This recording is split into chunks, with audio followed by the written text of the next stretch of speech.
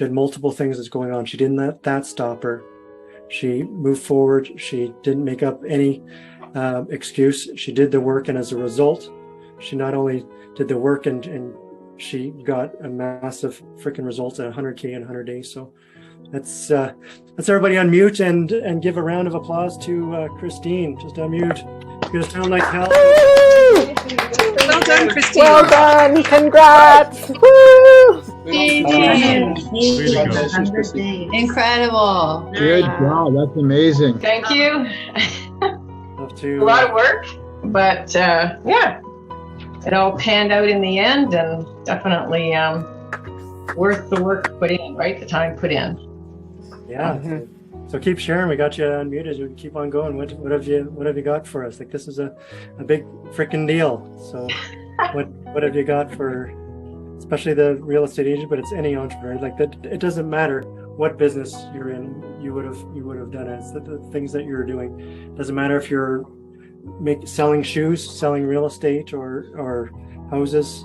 It's odds are would have been the same things that were happening. So don't think because Christine's a real estate agent, this doesn't apply to the clothing business or home inspection. Yeah. So I mean, Eric took me through some of these exercises that's kind of stopped some blocks that I had that I didn't actually know that I had. They were exercises with the subconscious mind, blocks that might not even have happened in this lifetime. Yeah, because those blocks were removed, and I mean, Eric kind of guides you through with those so that your state of mind changes, the way that you look at everything changes, those blockages are gone.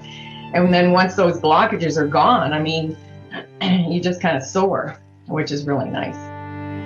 So being part of the coaching process, that's kind of, it's not directed all towards the real estate. It's anybody that's got any business going, or just you want things to change in your life as well. So, but yeah, after those lessons and what I did, my subconscious mind told me and gave me messages that I could work with. And every morning I look at those messages and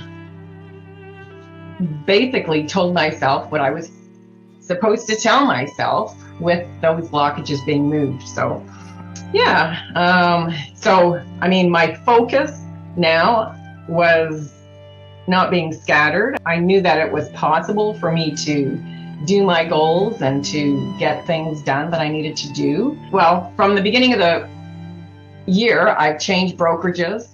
My husband moved out after 37 years. And yeah, I look after my granddaughter. 4 nights out of the week, she sleeps here. Take her to school every day. So busy times. But yeah, I think it's good. And I think if you have your mind set on and focused, and you can do whatever you want to do. You just have to stay focused. You have to be consistent, and know that a blockage that you might have had will be gone. And you just kind of look at things differently. Your state of mind is different. So it's good. Yeah, those blockages, like we can have the map is not at the territory. So you want to write this one down too. The map is not the territory. You know, today we spent some time going through and putting the map in place.